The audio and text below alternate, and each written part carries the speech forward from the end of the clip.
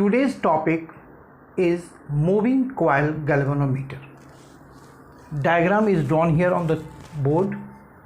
So it is a device to detect a small current in an electric circuit. Now what will be its principle? We know from the previous classes, when a current carrying loop is placed in a uniform magnetic field, it experiences a torque. We have here now two types of galvanometer. This is also known as, in short, MCG, moving coil galvanometer. So first of all, the first type of galvanometer is suspended type moving coil galvanometer. So it consists of a coil, this C, wrapped on a non-magnetic frame which is suspended between two radial permanent magnets. With the help of a movable torsion head H by a wire made up of phosphor bronze, a part of electric circuit. This phosphor bronze is also the part of the electric circuit. One end of the coil is connected to terminal 2. Here this is connected to terminal T2, and the other end of this coil is connected to terminal 1. And between this here now, in the circuit, a spring is attached which keeps this in the equilibrium condition.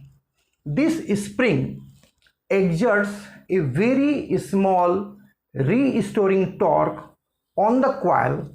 So when deflection of coil can be measured with the help of the scale which is provided in the galvanometer. The whole system, which is shown here in the black line, this outside, the whole system is enclosed in a non-metallic case to avoid disturbance due to air. Second type of galvanometer is pivoted type moving coil galvanometer. It consists of a coil wire wound on cylindrical soft iron core. The coil is pivoted in a uniform radial magnet provided by the concave shaped pole of a permanent magnet. The coil rotates freely about the pivot. A light pointer is attached to the coil. The pointer moves over a scale which is not given here. This is given in the notes. A light spring is attached to the coil to provide a restoring torque here. This is here the construction of the galvanometer. Now we will discuss its theory. We know very well, when current I flows through this coil, it experiences a torque. Its theory part.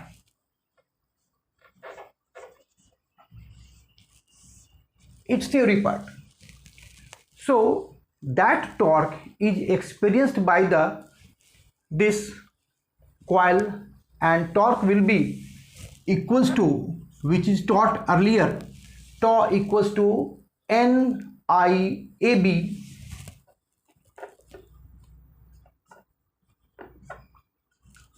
this is NIAB sine theta, where theta is the deflection in the coil, A is the area of the coil, B is the magnetic field, and the number of turns in that coil and I the magnitude of the flowing current.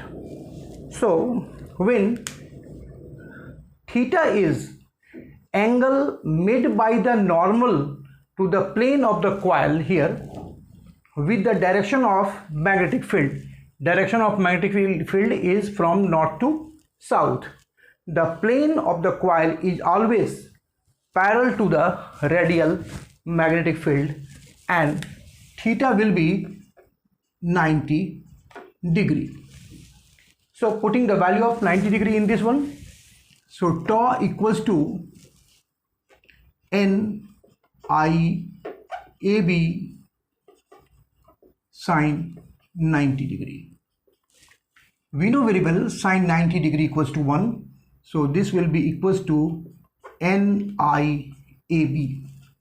This is the magnitude of the torque. So this torque is actually the deflecting torque. A restoring torque is also developed in the spring S, twisted due to deflection. Suppose if K, small k, this is, if this K is restoring torque per unit area, or sorry, unit twist. So restoring torque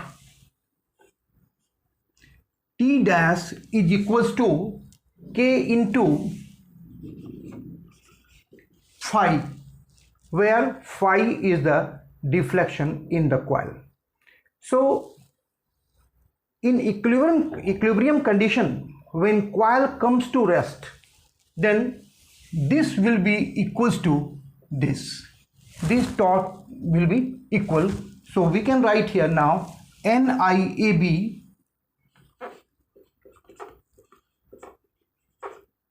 equals to K phi equals to K phi. Now I am going to find out the value of I. So I equals to K by N AB phi. K is constant for this spring, N is also constant, A is constant, B is constant. So this total value becomes a constant and which is denoted by G phi. So G is called galvanometer constant. From here we can say that I varies phi.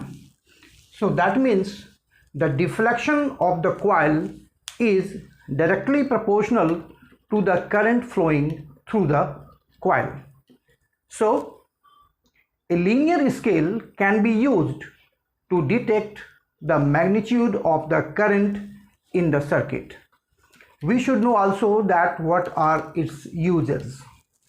First of all, to detect electric current in a circuit. Second, to convert a galvanometer into either voltmeter or ammeter. Now proceed to the next portion of this topic. Here we are going to find out or discuss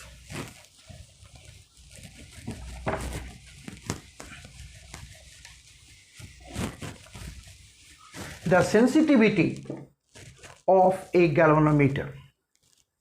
A galvanometer is said to be sensitive if a small current flowing through the coil of the galvanometer produces a large deflection in the galvanometer.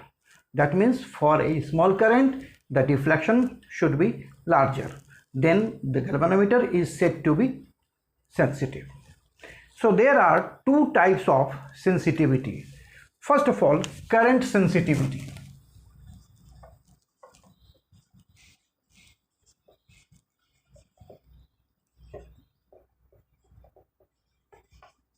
Current sensitivity. The current sensitivity of a galvanometer is defined as the deflection produced in the coil that is phi, of the galvanometer per unit current flowing through it. So current sensitivity, this may be denoted by the deflection by current. We know also the value of I from the last one, that is K phi by NAB. So here we will put the value of I, then phi, and value of I, K phi by NAB. This is I from the previous topic, galvanometer. So here we will put the value of I, that will be here NAB K phi. Now K phi is cancelled, then NAB by K. This is the value of current sensitivity. So on the basis of this conclusion or this expression, we can say the current sensitivity of a galvanometer can be increased by increasing this magnetic field B, increasing by number of turns N, increasing by area of the coil, and decreasing value of restoring constant. So next one is the voltage sensitivity.